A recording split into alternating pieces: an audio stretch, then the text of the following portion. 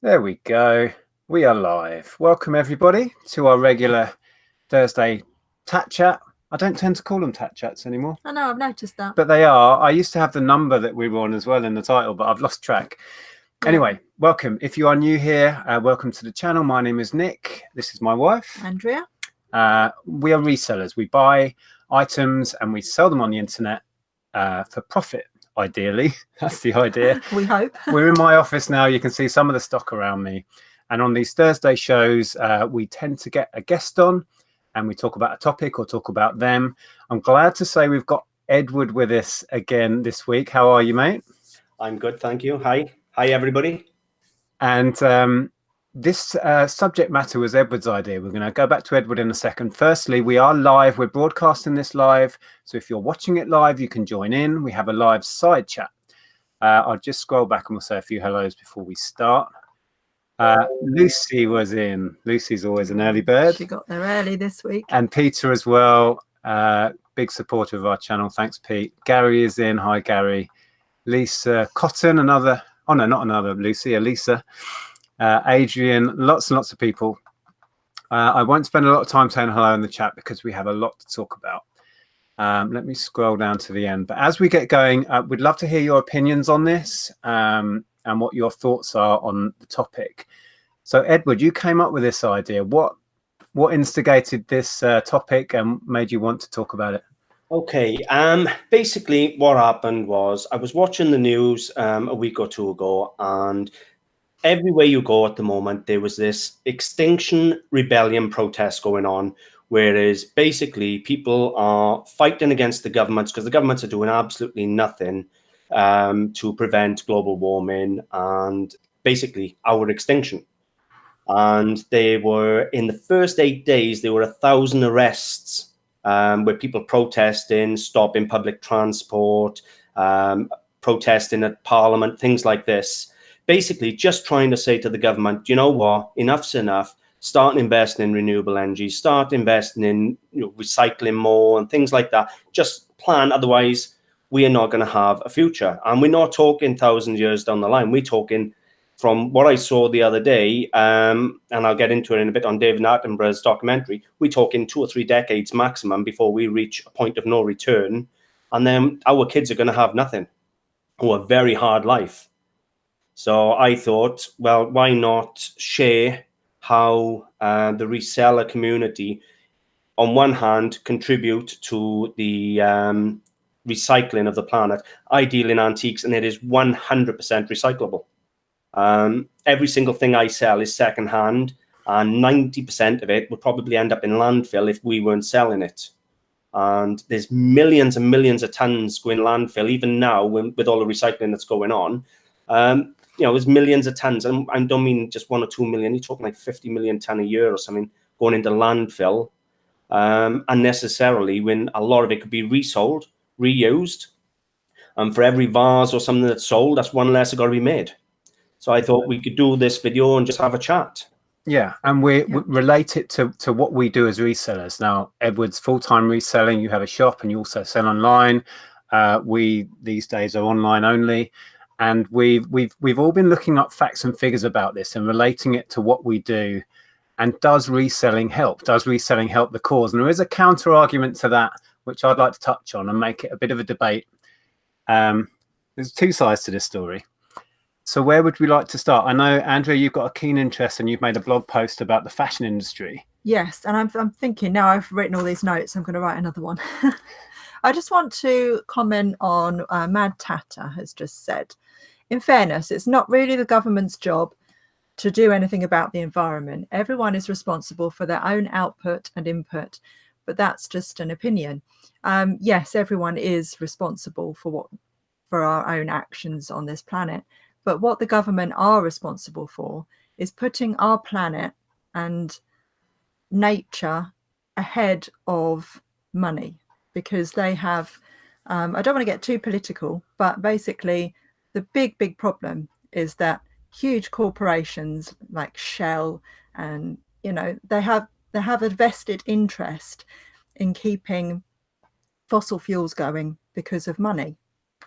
Yeah, this is another debate, but Electric cars is happening now. We've gone past the tipping point on that, but that's a whole other show. And we're I know. actually I just actively... wanted to say that yes, it is everyone's responsibility, but the government have a responsibility for our planet. I think the government can do so much more with legislation, but that I think is a whole other show.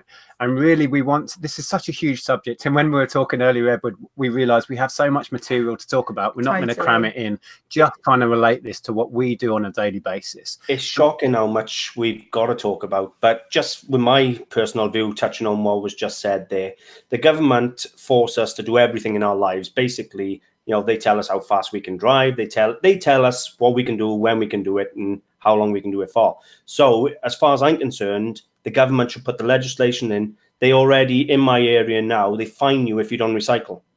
So they are forcing people then to act. And as far as I'm concerned, more legislations like that should be in place. But it's not just that.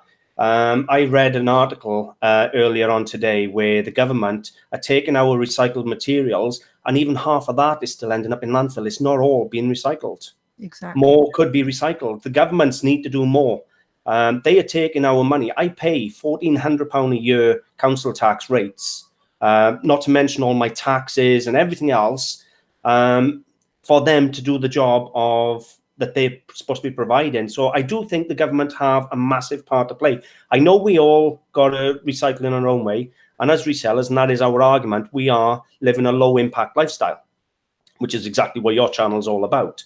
Everything I do secondhand. I buy secondhand, I sell secondhand. And in a bit, we'll touch on how we can even be greener with our parceling and things like that. So there's, as I say, it's loads to cover. So, and going back to basics, what I suppose the root of this argument is, as resellers, I like to think we rehome an item. And how does that help the environment? Basically, let's say I sell, I don't know, one of these VCR machines here. It stops somebody buying a new one, which stops that being produced. It stops the packaging from the new one getting into landfill in the first place.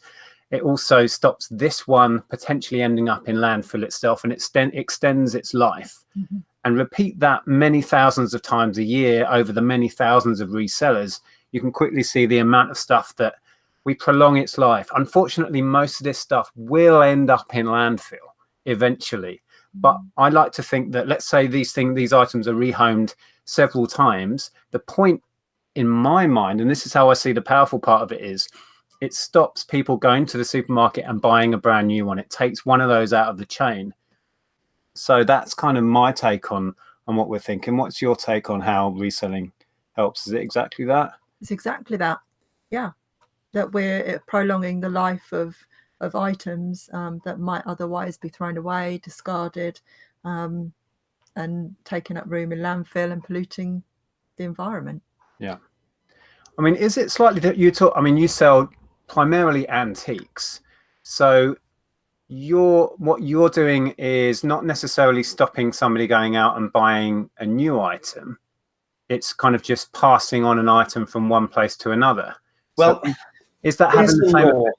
Yes and no, because my job is broken down into so many different ways. Let's say, for example, somebody wants a glass vase to put a bunch of flowers in. Do they go to the shop and pay 60, 70, £80 to buy a vase brand new in a shop? Or do they come to me? Now, glass can be recycled. Granted, I'll give you that. It can be remelted and reused. Ceramics, porcelain can't. If you buy a porcelain vase or ceramic vase, more often than not, if the old one is chipped, damaged, or you don't want it, it ends up in landfill. There is only so much we can bury in this planet before it's totally knackered. So there are things, whereas like myself, if I sell a vase or something like that, or pay candlesticks, that they're not going out to the shop. Granted, you've got the antique side of it, but it brings me on to a major point of this planet's only got a finite amount of resources. Right? You sell a lot of electricals.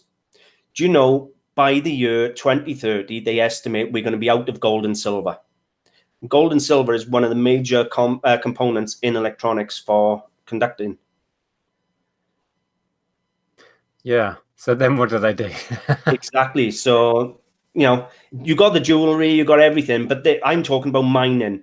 It's going to be uneconomical to mine gold and silver by 2033, according to what I was reading earlier.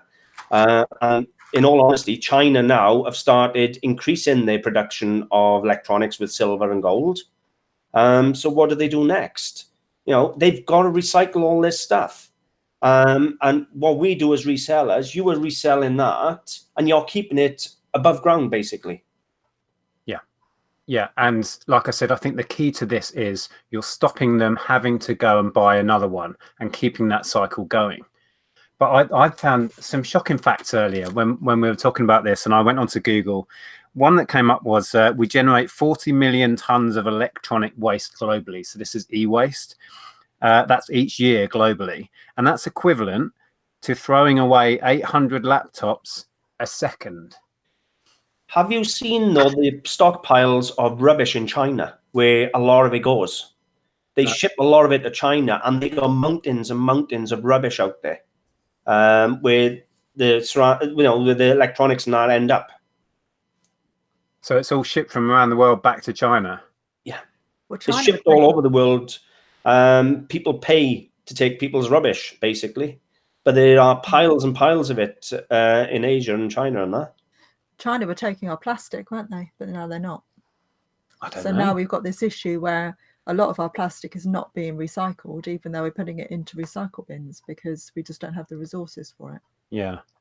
Well, plastic is a huge issue. I just want to, this is perhaps earlier than I was going to touch on the kind of counter argument to what we do being positive for the environment, because Gary actually touched on one of the things I was thinking a lot about earlier. He says, until all transport is not using fossil fuels, we are actually adding to the problem as more and more people buy online. And this is the kind of counter argument to what we were just saying about we are actively recycling, we are giving all of these items a second lease of life, we're keeping them from landfill, and we're stopping new items being produced and bought.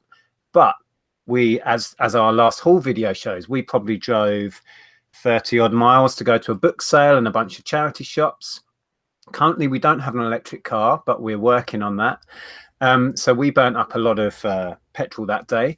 All of those items then will be individually sold, some to the other side of the world, and they will all be carried 9 times out of 10 in fossil fuel burning machines. So there's a definite counter argument to how online retail is that actually has a huge carbon footprint itself. So I agree with you there, Nick. Yeah, it's never going to be perfect. We can only try our best and do what we can.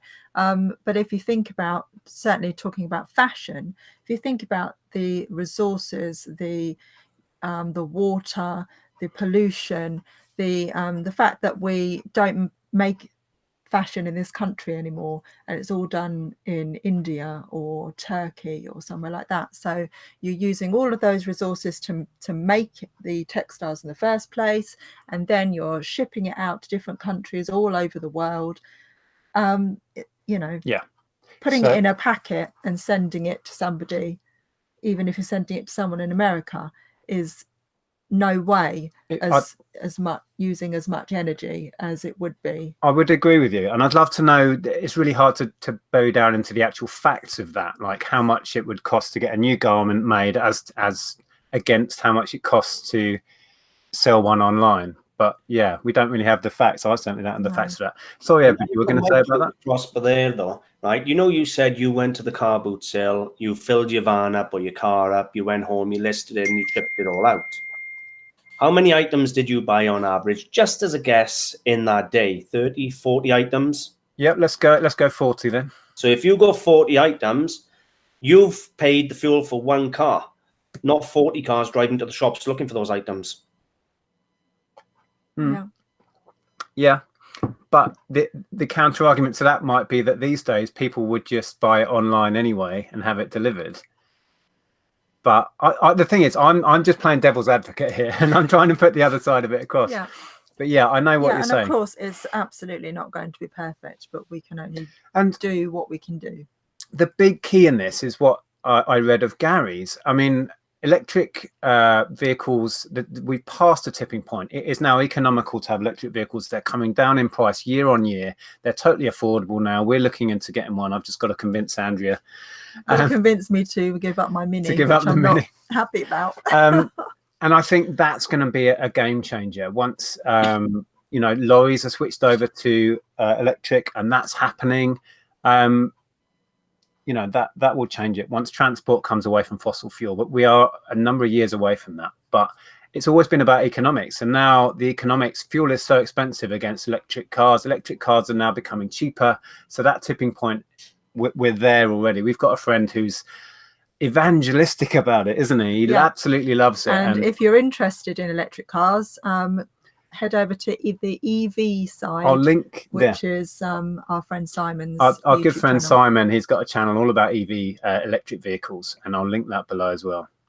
Now, I would love an electric car, right? Now, I know they're a lot of money, but at the same time, from what I've been reading, you've got to change the batteries after like a 6-year lifespan, and the batteries are like £7,000 or £8,000 just for the batteries. How is that? I know it's going to be better for the environment, but how is that affordable, like, innit? No, the more recent technology is way better. That sounds like really old information. Yeah. Well, I'll have to check up on that, because I'd love an electric car, to be totally honest with you. The point is that, like I said, the tipping point has kind of been and gone with that. And again, this is a whole other show, but prices are becoming more and more affordable. The technology is advancing so fast that very soon it will be the only viable option economically is to run electric.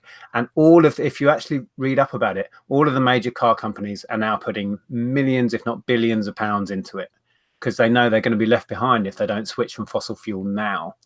Well, I think that's partly to do with government legislation, isn't it? Governments are finally saying you've got until this time to do it, which is about time they're doing that. Yeah, absolutely. That was the final nudge that needed it. The economics were all there, and now the governments are forcing it through, so it's going to happen. But anyway, we totally got sidetracked on that one. However, that brings us to another point that, you know, there are ways you can save money, even using our fossil fuels now without cars we got. You know, you can save money and help the environment by little silly things like, you know, instead of doing a trip to the post office, then coming back and then going shopping, try and do it in one trip. Or if there's two of you going to the car boot sale and you're friendly, maybe car share, things like that you can do. I know I had to pick up Sandra and possibly one or two others, and we did car share. So it can be done. Yeah, absolutely. And the other thing that I know you wanted to mention, and I think is a big one, going back to, we ship all of these things out individually, and they all have to be packaged. Now, we recycle cardboard boxes. I do have a load of eBay boxes, but I bought those off a reseller and reused those. 99% of our cardboard boxes we recycle from supermarkets, the corner shops. My Hermes courier drop-off point saves them for me. So that's recycling in action. We still have an issue with these blooming things. We're trying to find a supplier of biodegradable polymailers, which is an issue. Have we got anywhere with that? Not yet, no. Not really. If anyone knows of a supplier that with reasonably priced ones, let us know. I just quickly want to pop in the chat. I saw a few interesting comments. Kelly says, do you think the younger generation are concerned about the environment more than we were in our teens? Yes, I think they are. It was a young girl who actually started this protest off in, I'm not sure which country it was. It was a foreign country.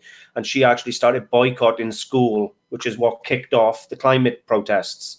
And I think it was a couple of years ago, she was only 8 or 9 and decided she weren't going to school anymore because she weren't going to have a future. And she started all this climate protesting that's actually going on now, because she was actually on the news. Yeah, I saw her on TV talking. I think she's a Scandinavian young girl, isn't it? Yeah, amazing. But I think definitely, I think it's thankfully it's being, you know, talked about a lot of schools. It's really being pushed. I think back when we were teens, it was you were a bit of a rebel if you talked about global warming and that sort of stuff. I don't know, the whole CND thing was really big in the 90s. Yeah, but it was still kind of seen as a bit kind of punk and a bit sort of rebellious. Nowadays, it's everywhere, isn't it? We're all talking about it. Yeah, I suppose so. Which brings me to a point, actually, that there's a company called ThreadUp, I think they're American, and they're a bit like they do like wholesale used clothing. And anyway, they've reported that resale for clothing has grown 21 times faster in the US than new retail. And they think that the market for secondhand fashion items could become bigger than fast fashion by 2029.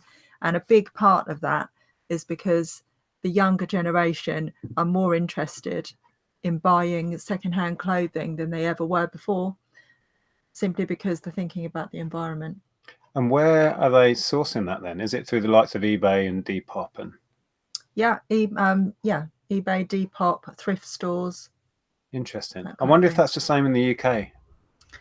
I know it's trendy. It's interesting that recycling and using secondhand stuff has become trendy for like Ellen's group. Yeah, well, and she browses Depop all the time. She goes to charity shops to get her clothes. I don't think she's bought new clothes for a long time. And I think for my generation, it was all about having the brand new shiny trainers. You know, it was all about having.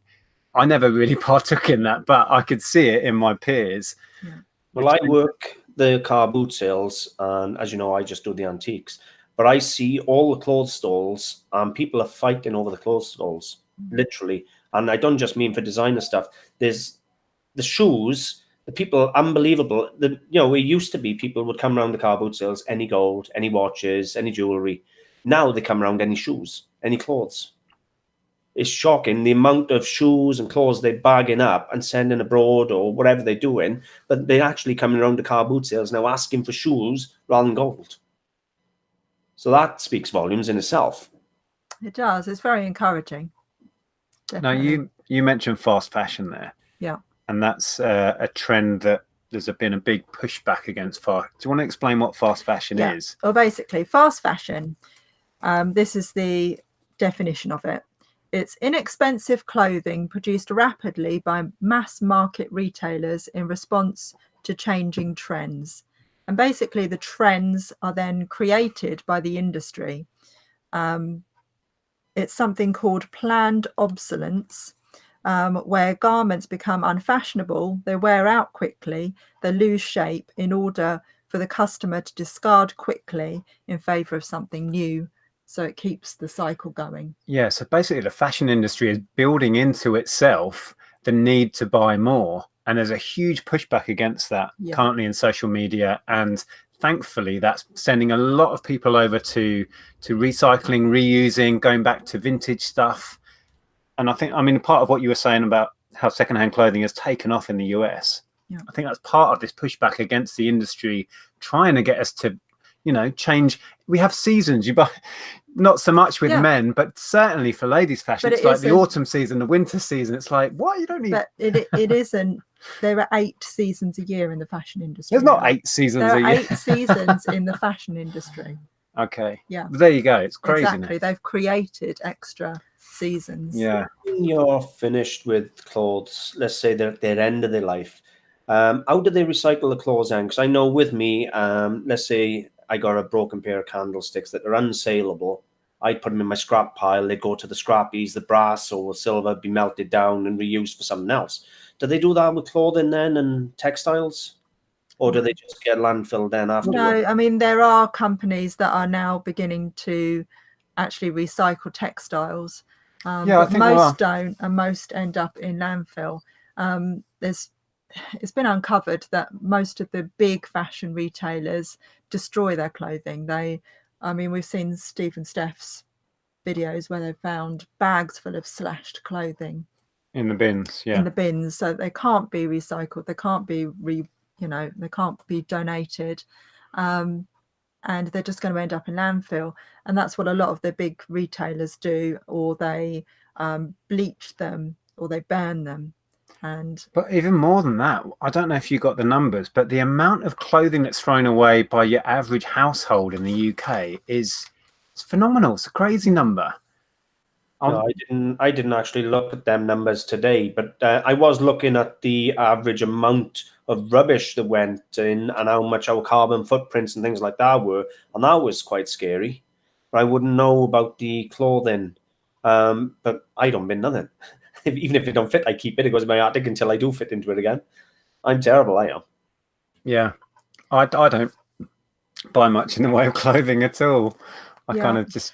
I mean, I want to say that H&M have had a bad rap recently. A lot of people say that they're greenwashing and their conscious collection isn't as conscious as they say. But I listened to an interview with an environmentalist and a person from H&M, and they're really actually leading the way in the fast fashion retail business at the moment.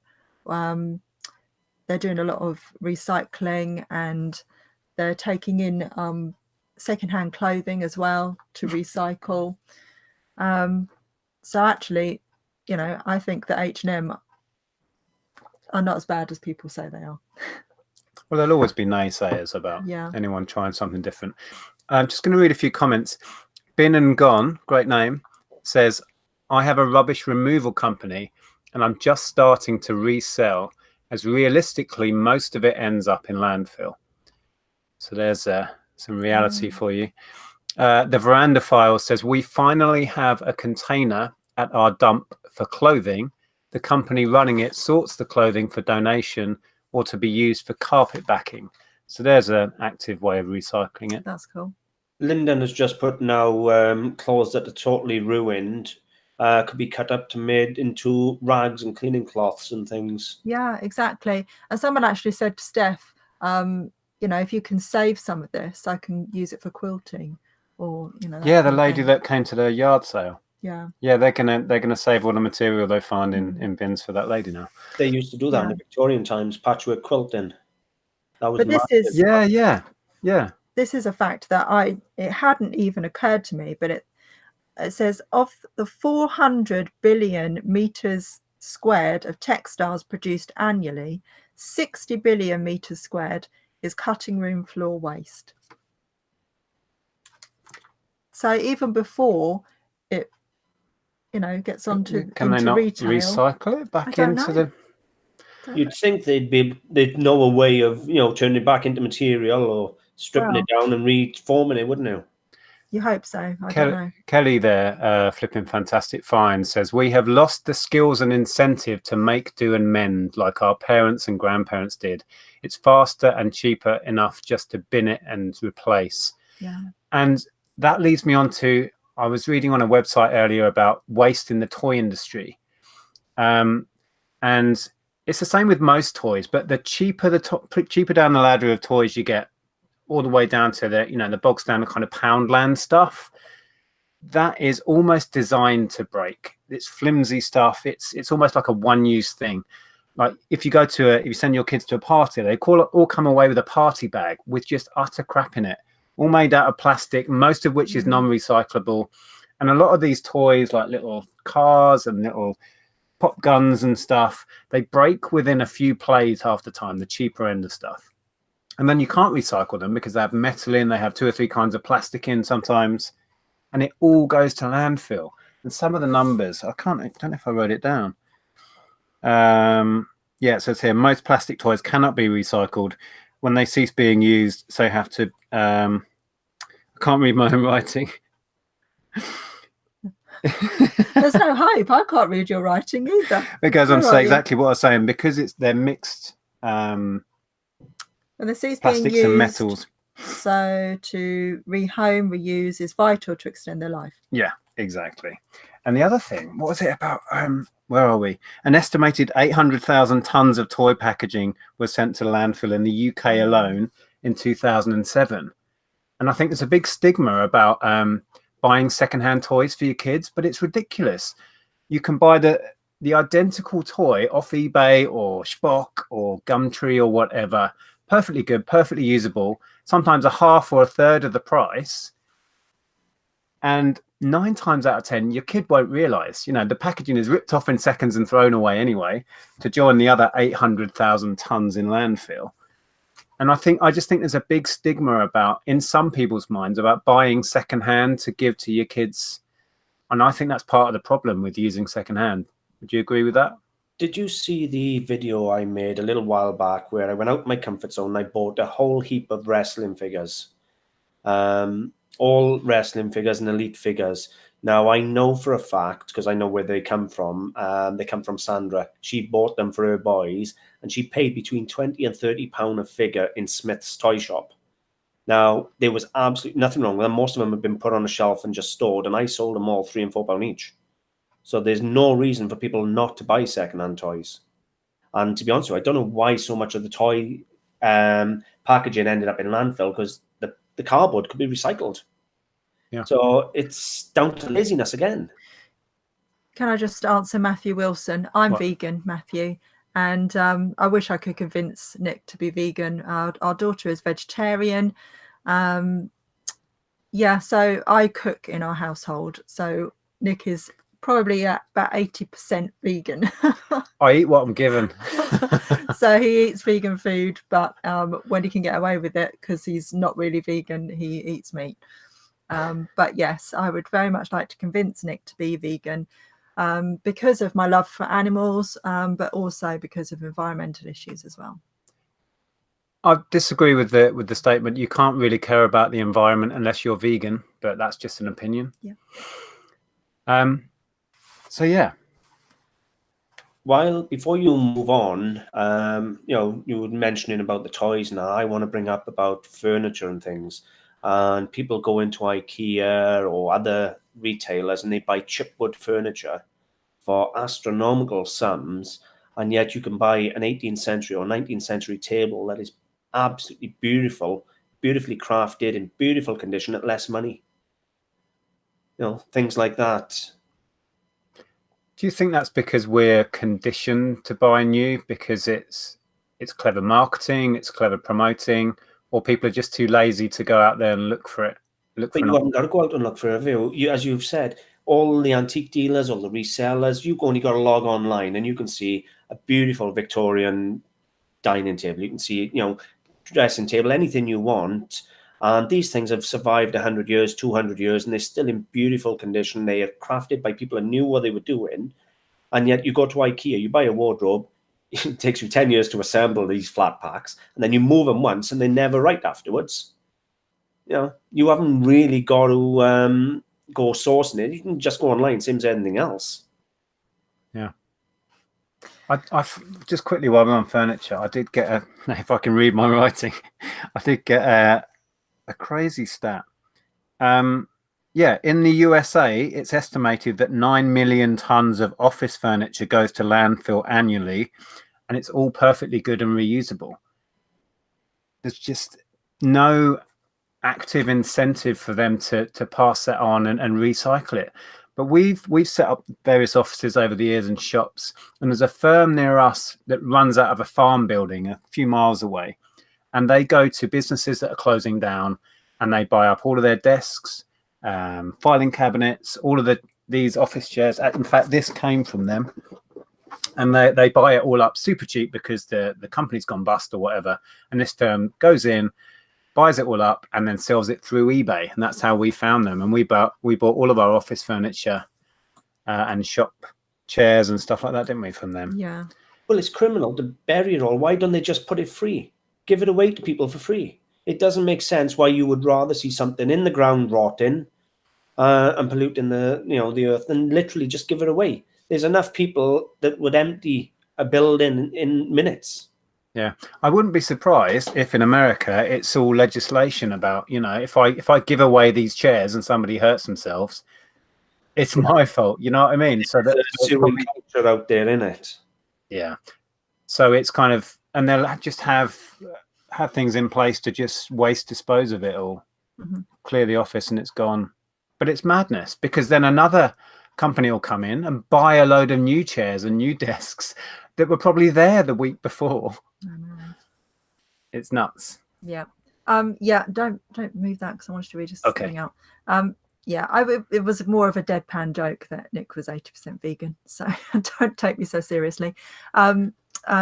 Ken is in hospital currently, and wishing you well, Ken. He says that you should see the waste here in hospital: one-use gloves, aprons, etc., all in the name of infection control.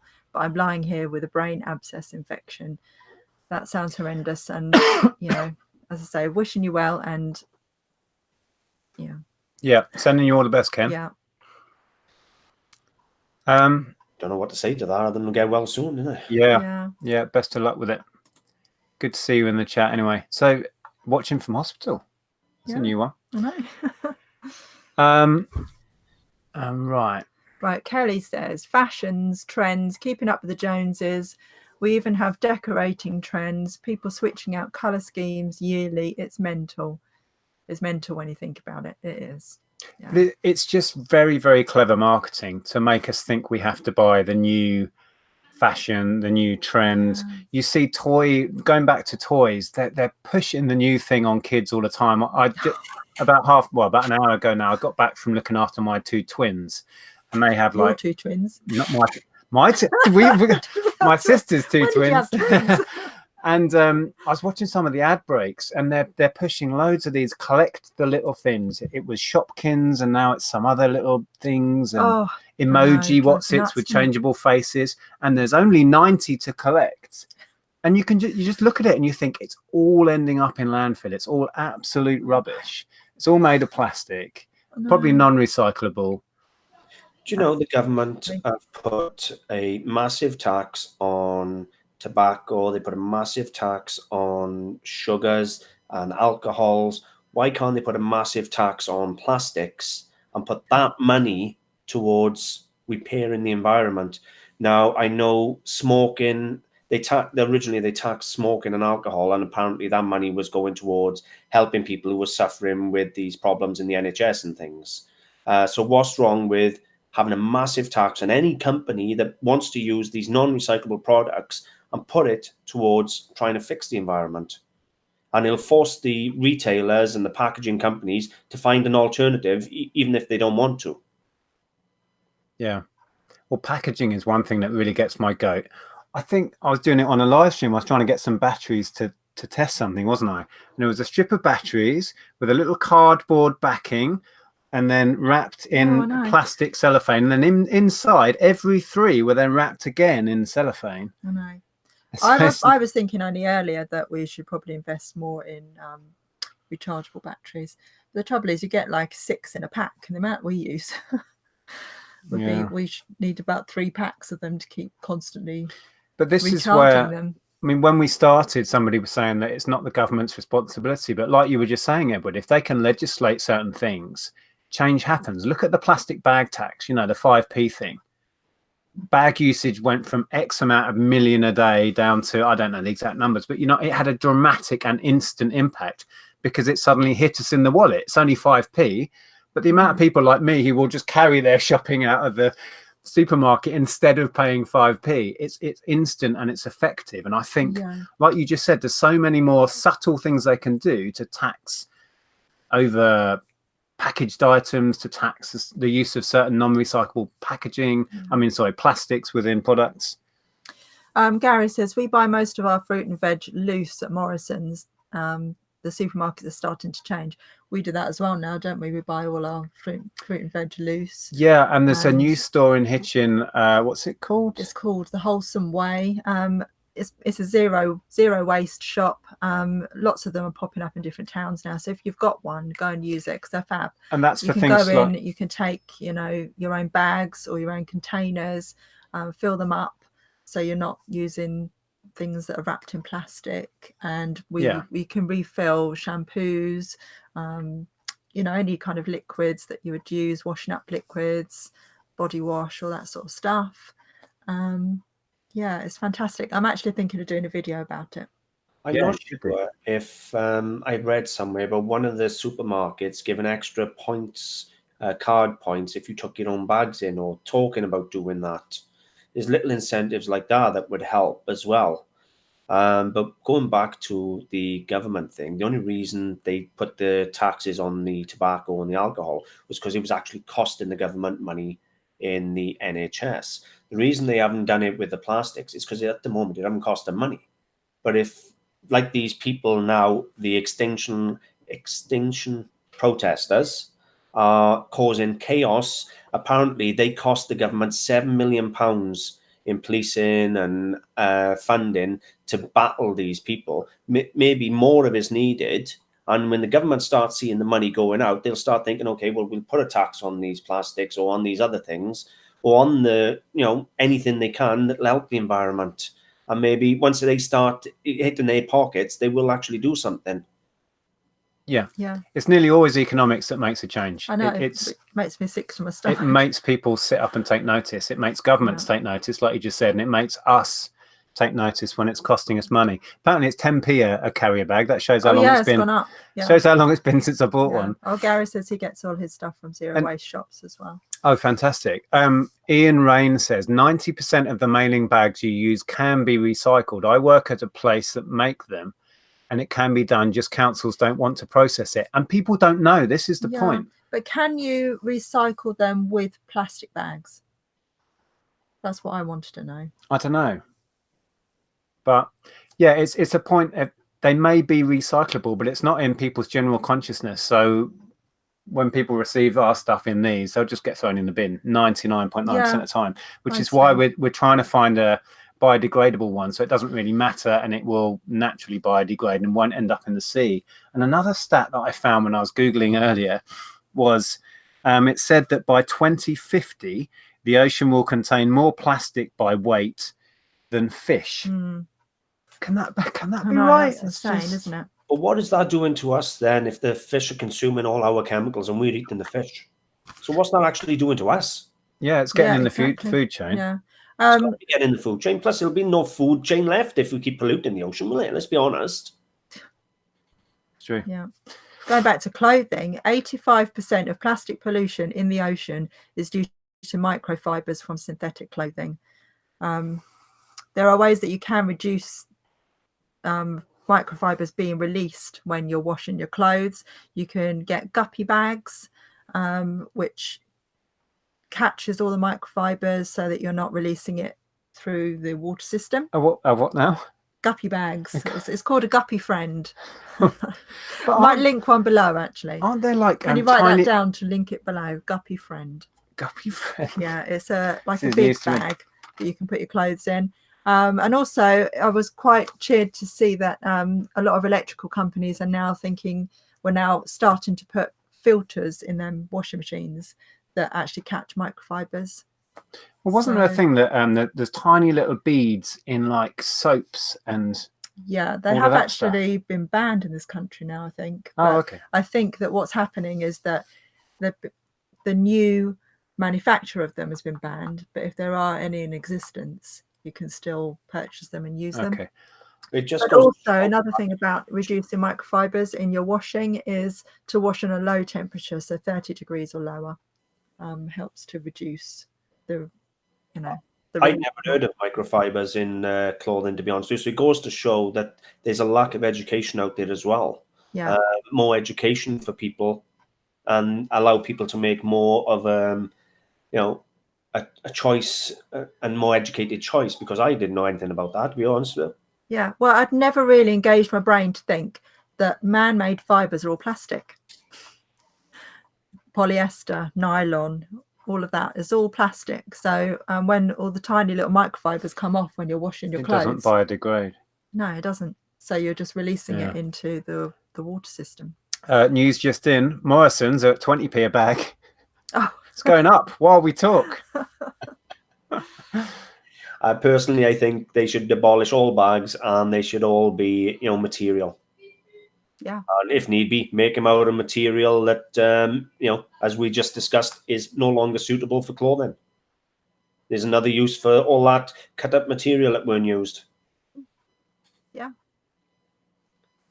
So we seem to have strayed quite away from reselling. I know. Yeah, I know. It's such a massive subject, though, isn't it? We're all so passionate about. It is. But there's so many things we can do on a personal level, and the fact that our business, essentially, we're in the business of recycling. I mean, that gives us joy on a daily basis. I've always said this since I first started making videos. I love the fact that I'm rehoming an item. It's going from somebody that couldn't give a damn about it because they were happy to sell it to me for 50p at a boot sale, and I'm sending it to someone who sees the value in that, is going to use it, is going to treasure it, hang it on the wall, play it, whatever it is. And it gives that individual item an extra 5 or 10 years lease of life. And I find that incredibly satisfying. Yeah. Since you're back on to the reselling now, I just want to point out to people, as you already said earlier, you get your boxes from supermarkets and things exactly the same as I do. I don't go to a post office and buy brand new boxes or a shipping company. I go to Asda's, Tesco's, anywhere like that, and I ask them, and they give me unlimited boxes. And if you're worried about the advertising, you can literally open them, turn them inside out, reseal them with a bit of parcel tape, and you've then got a clean box that you can ship in. It literally takes 5 minutes to turn the box inside out. My newspapers, I get from a nursing home, so they're already recycled once, and then, the person when my parcel arrives, they can recycle the box and the newspapers. And even my bubble wrap I use to wrap my parcels comes with a recycling label on it saying it can be recycled.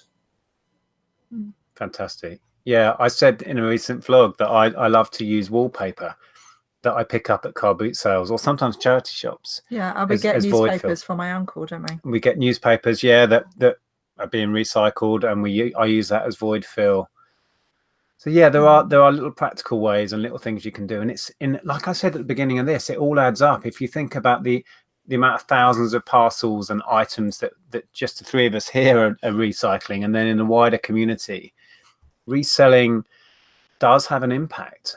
And I think most of it is positive. There is that counter argument, obviously, that we are sending all this stuff through the post and it's traveling around the world.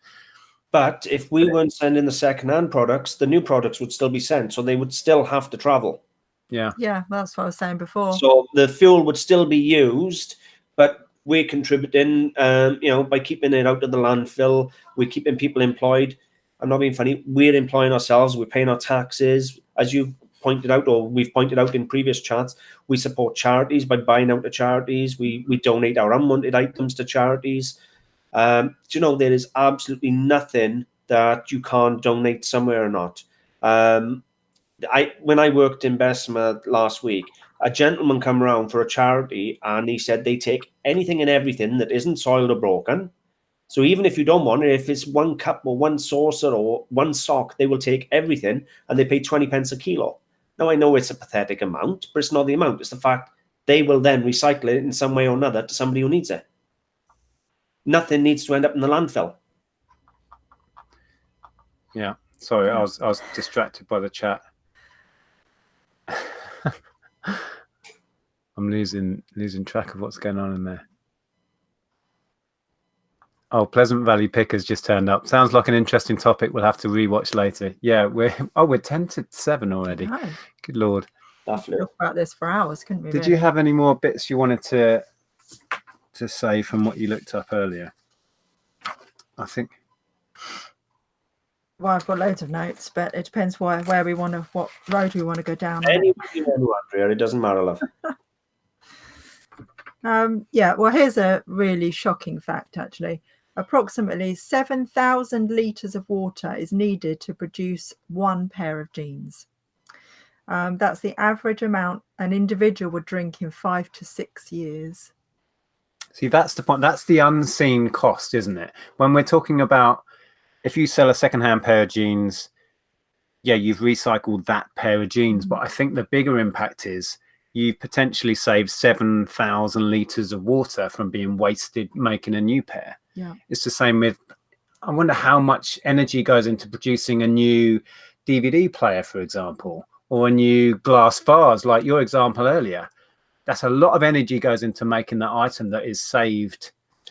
It is another argument we have to look at, and I read a little bit about it. I don't know how up to date the information was, which is basically the impact versus, let's use my glass vase, for example, or metal candlesticks, right? It's an easier one. So they want to recycle a metal candlestick.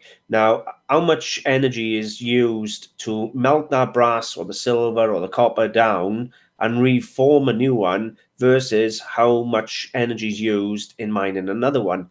And there may not be a lot of difference between the two, but the only winning argument for the antique one would be that there's only so much resources in the ground, and eventually you're going to run out. And by 2030, they're estimating that you're going to run out. So yes, there may be almost equivalent amount of energy spent in recycling the material into a new item, but at least you're not taking that material back out of the ground. It's already in above ground and being used. Does that make sense? Yeah. Yeah. Somebody's just mentioned actually the Stacey Dooley documentary.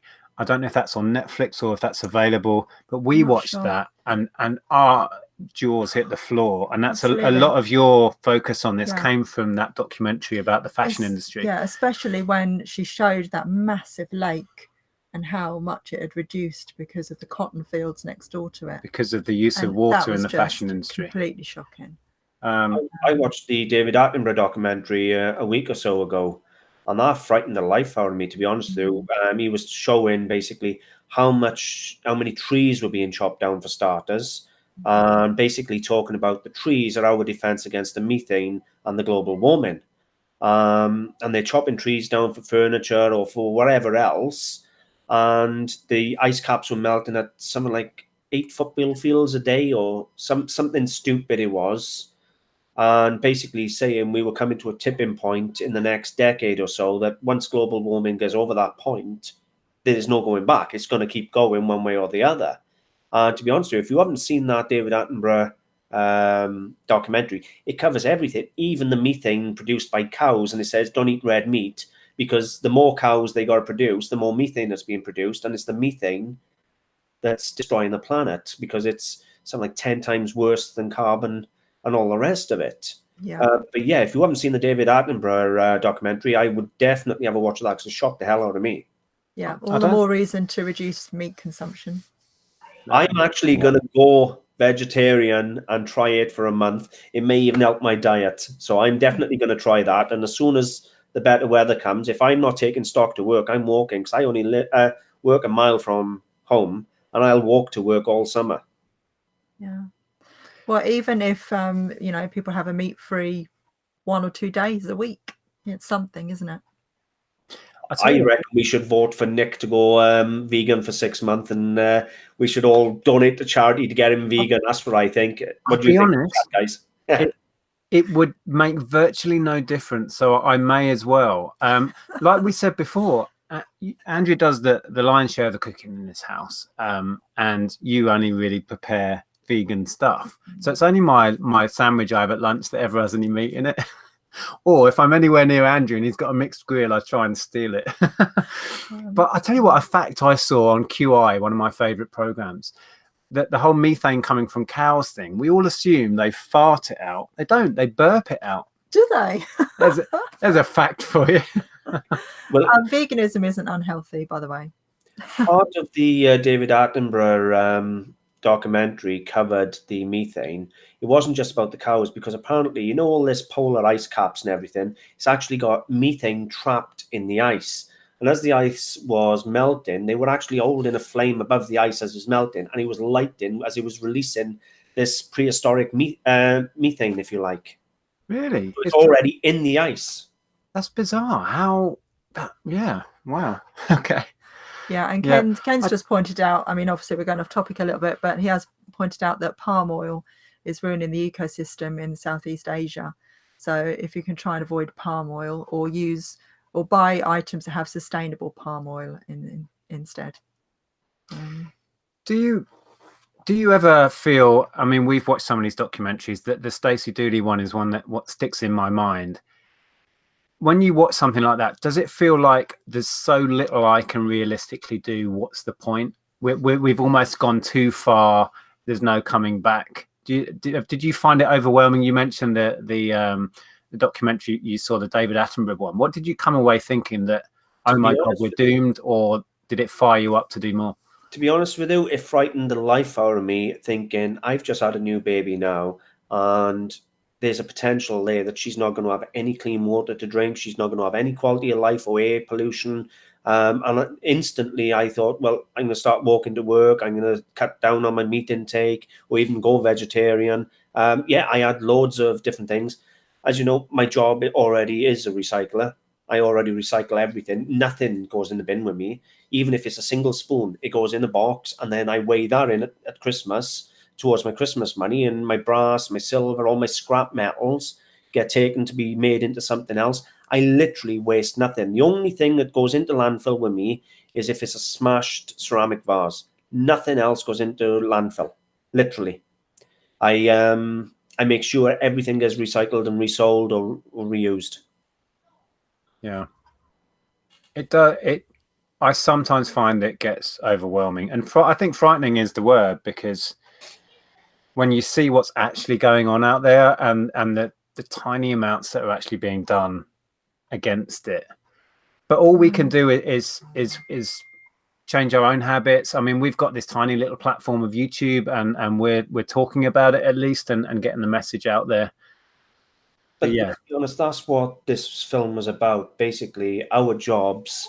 I done a vlog, recently saying how we help charity.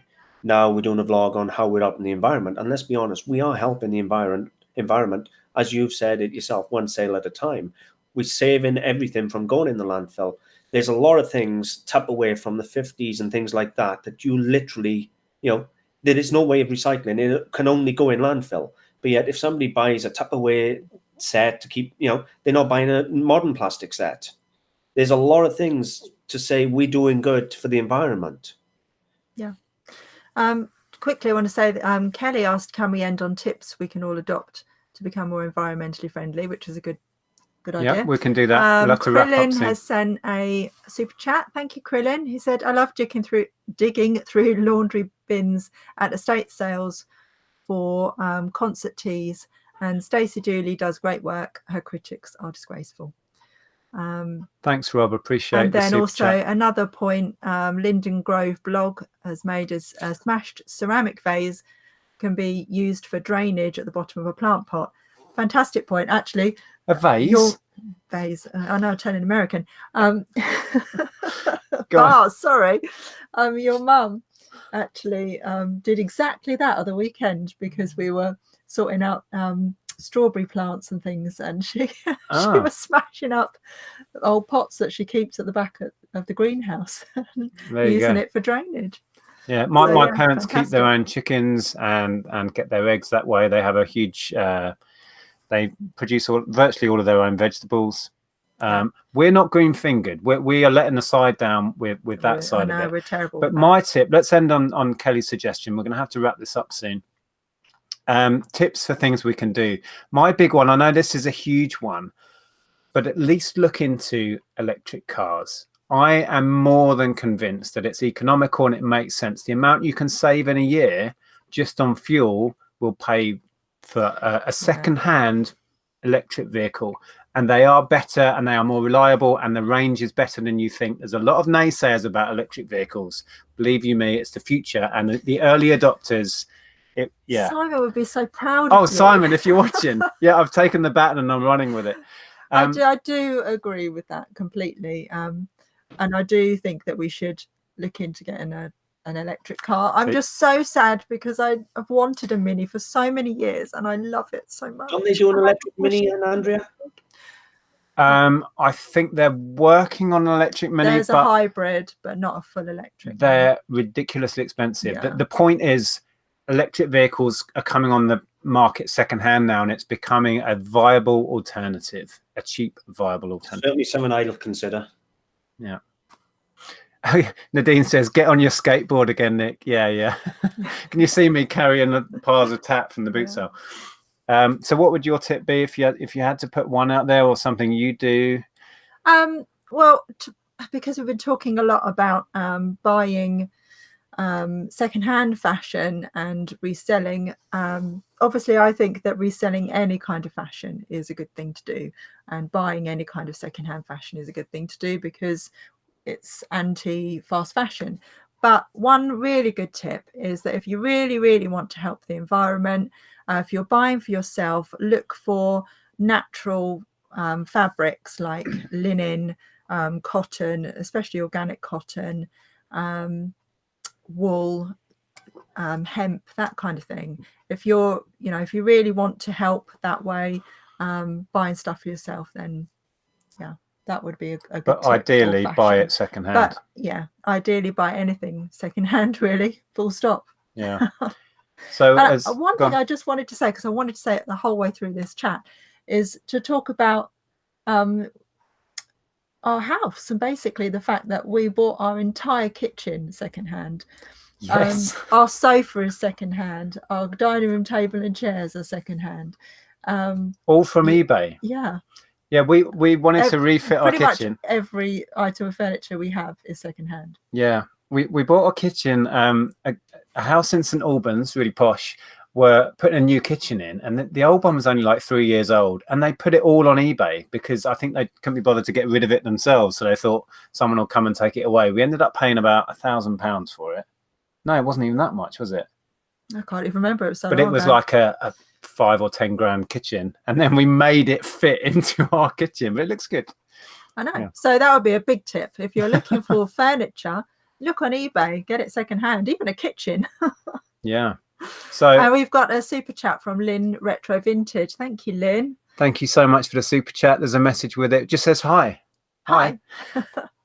So Edward, as a parting thought, what one thing would you suggest people can do, or something that you do yourself? Well, it has to be buy antique as far as I'm concerned. There's so many benefits. First of all, your money's always safe. You buy a chipboard furniture, and when you finish with it, it's worthless. It goes on a dump. You buy a Victorian table and chairs or Georgian table, it will always be worth what you've paid for it or more. So you look at antiques as an investment. They're green for the environment. There is no downside to buying antiques. Literally, there isn't. Your money will always come back to you. And to be honest with you, you're having something that's been made by somebody who worked their whole life in a craft. They were passionate about what they were making. There used to be pride in what people made rather than this throwaway society we're in. And on top of that, you're helping keep somebody like us in a job and keeping us recycling. So I would simply say buy antique or buy secondhand. Yeah. I just want to add an extra tip actually that I meant to say about when we were talking about electronics. Look up. There's usually some people that recycle electronics, isn't there? We gave a load of our computers to, there was like a guy that was asking for people to bring it to a certain place, and we took a lot of our old computers and stuff. And there are people that do that. I think the councils. Yeah, e-waste recycling. Yeah. Where they do it responsibly. Yeah. Yeah. So yeah, look for that when you're recycling. Well, when you're getting rid of broken electronics or anything like that. Oh, and one thing on that video I did where I bought all of that Scotch tape in the supermarket, and people were banging on about what's going to happen to all of the little wrist straps because I split out the little things. Yeah. I went to a charity shop in the end. When was it? When you weren't here. And Cancer Research took it all, and they're happily going to sell it on just as replacement little straps. Cool. So they're going to be recycled. Hopefully they'll make a bit of money out of them as well, and I'm happy to make my money on the little refills. So I think we'll wrap this one up here. I know we didn't read out half of your comments. There was so much stuff coming in. We may have to touch on this again if there's a demand for it. Lots of people sharing their stories of what they've bought secondhand and what they've reused, which is fantastic. And Sean says, oh, St Albans, proper posh. Yeah, it was. So there we go. Thank you so much for joining us live. If you did, thanks for all your comments and questions. We hope you enjoyed it. If you're watching this after, let us know below what you do, what you think about the debate about reselling. Is it helping the environment or not? Let us know your points of view. And thank you so much for the idea, Edward, and for joining us live. Appreciate that. Thank you all, everybody, for joining in with the chat, and thank you both for having me. It's a pleasure. The link for Edward's channel is below. That's Antiques Arena, where Edward shares his vast knowledge in antiques. And just recently, you've been doing interesting videos where you're at the boot sale, as I've been doing as well, with your little GoPro and filming the moment when you find the antique. I've actually had permission off the organizer or the gentleman who runs the car boot sale in Cardiff. And unlike a lot of people who hide their cameras, I wear my camera proud on my chest here now. I'm still struggling with the angles a minute to get it right, but I actually put a harness on, and I've actually got a video. Well, I filmed about 5 hours on the weekend, and I'm splicing it into half a dozen videos. But I've actually got a video there showing you people's reactions to it. There was a couple there who were dealers, and they were selling me a load of stuff. In fact, I spent pretty much £2,000 with them on Monday. And they were asking me what the camera's about. And I told him plain and simple, didn't lie. I said, it's about YouTube. I film all the antiques I buy and I put it online and that. But you know what? They didn't once say to me, can you not put us in? Or can you cut our faces out? Not at all. They didn't care. And yeah, that was the thing I shared. I bought 70 vases for £900. Then I bought another bunch of toys for £200 or £300. Then I bought something else. I spent about £2,000 with them, I think, on Monday, and it'll go into about half dozen films. It will, but yeah, the people, they really, honestly, I'm wearing the camera with the harness, and nobody cares. Nobody's even, they're all looking at the camera, and nobody's questioning me what you're doing with that camera on or nothing. So if I was you, I'd get yourself a harness, chuck it around, ask the boot sale for permission, because I make so much money from Cardiff, I wouldn't just wear it and offend them. So I asked him for permission, and he said, as long as I don't show the boot sale in a bad light, which to be honest with you, I wouldn't, because I make my living from that boot sale. He said I had permission to film. So I walk around proud. Yeah, that's good. I mean, we've already come across some really quite negative responses, but yeah, okay. Did you really? You must share quick before we go. Well, there was one at a jumble sale where the jumble sale had found out about our channel, and they'd found footage of their jumble sale on the channel. So they came out and we were in the queue and made a big point of pointing us out. This guy films videos. And I was like, okay, do you not want me to? No. I said, okay, that's fine. I won't. They didn't have to make a big song and dance about it. And then there was a lady at the boot sale that came up to us. Apparently a member of the public had complained to her, and she came up all aggressive, like, what are you doing filming? I said, we make videos about what we do and our days out and things we buy. And she instantly went, oh. I said, is there a problem? She's like, no, okay, that's fine. But a member of the public had the issue there, which was interesting. I don't think there's a legal precedence of privacy in public. No, you can film anybody in public. Yeah, exactly. And anyway, that's a whole other story. Thank you so much for watching. Check out the link below to Edward's channel. Loads of great content on there. If you're into antiques or you want to learn about antiques, that's the place to go. Thanks everyone for joining us live. We'll be back on Sunday. There'll be a video out tomorrow. Now, what was the this is my listing challenge video where I challenged myself to see how much I could get listed in a week, and I share the monetary value and the amount of listings that I got on in 1 week. So if you're interested in that, that should be out tomorrow. So there you go. Right. We're going to leave you there. Thank you so much for joining us. Thanks, Edward. Thanks all. Bye. Take care. Bye. Bye.